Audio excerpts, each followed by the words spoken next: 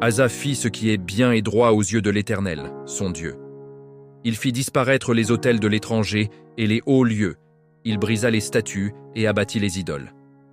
2 Chroniques 14, 1, 2. Bonjour mes frères et sœurs en Christ. La victoire et la gloire reviennent à Christ. Il nous a choisis dès le sein maternel afin que ses œuvres s'accomplissent. Que le Seigneur Jésus-Christ nous bénisse abondamment dans les œuvres qui concourent au salut des âmes, afin de les arracher à la colère ardente de Dieu. Lorsque la volonté de Dieu doit s'accomplir, même les obstacles deviennent des avantages. Il suffit d'obéir et de marcher, non selon la vue, mais selon la foi. Le Dieu d'Abraham, d'Isaac et de Jacob utilise chacun de nous, quels que nous soyons, pour accomplir sa volonté. Il suffit d'être obéissant, comme Asa, et de marcher dans le chemin, dans la vérité, et de suivre la vie qui est Jésus-Christ. Si seulement nous pouvions imaginer quelle joie il y a à obéir à la voix de Christ, même lorsque nous n'avons rien. Cependant, c'est la grâce et l'espérance qui nous font vivre. Je bénis tous les grands serviteurs de Dieu qui accomplissent sa volonté, et rien que sa volonté, même s'ils ne voient pas encore l'impact visible de la puissance de Dieu. Car c'est Dieu seul, celui qui sait toutes choses, l'architecte de l'univers. Qui sait comment nous utiliser pour accomplir parfaitement sa volonté? La semaine passée, j'ai assisté à un séminaire chrétien de 3 jours, que Dieu avait mis à mon cœur de suivre depuis environ 2 ans.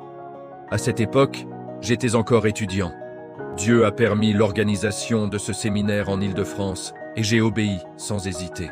Il m'a fallu parcourir 120 km pendant 3 jours uniquement pour ce séminaire, en vue du salut des âmes. Depuis longtemps, je désirais rencontrer ce grand serviteur de Dieu, Gérard Gault, que j'avais vu de loin et que Dieu utilise puissamment, d'abord pour la France et l'Union européenne, puis à l'international. Toutefois, avant de reconnaître en lui un grand serviteur de Dieu, j'ai examiné ses enseignements à la lumière de la parole de Dieu. Et l'Esprit qui est en moi m'a révélé qu'il fait partie de l'Église de Philadelphie. À ce propos, je vous invite à méditer la lettre à l'Église de Philadelphie dans l'Apocalypse 3, 7, 12. De sa semence naîtront de nombreux disciples en France et à l'international. Selon l'enseignement de ce passage, le Seigneur Jésus-Christ nous exhorte à abandonner nos idoles, afin de le suivre en vérité et dans un esprit de pureté. Or, une idole est tout ce qui prend plus de place dans notre vie que Christ. En effet, peu importe nos prières si notre temple est souillé, cela est en horreur devant Dieu. Psaume 118, 3. Pourtant, il ne cesse de nous exhorter. N'oublions pas que le culte le plus agréable à Dieu consiste à vivre dans la sainteté et la sanctification. Romains 12, 1.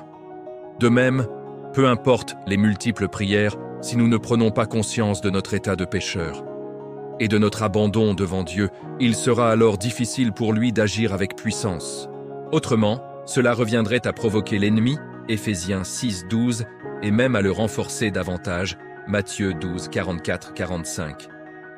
Enfin, Dieu veut réellement nous guérir, mais à cause de l'endurcissement de nos oreilles et de l'insensibilité de notre cœur, nous ne l'écoutons pas, Matthieu 13, 15. Que toute la gloire revient à Dieu.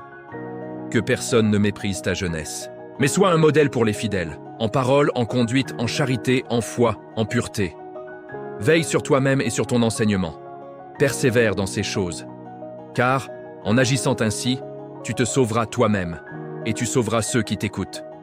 1 Timothée 4, 12, 16.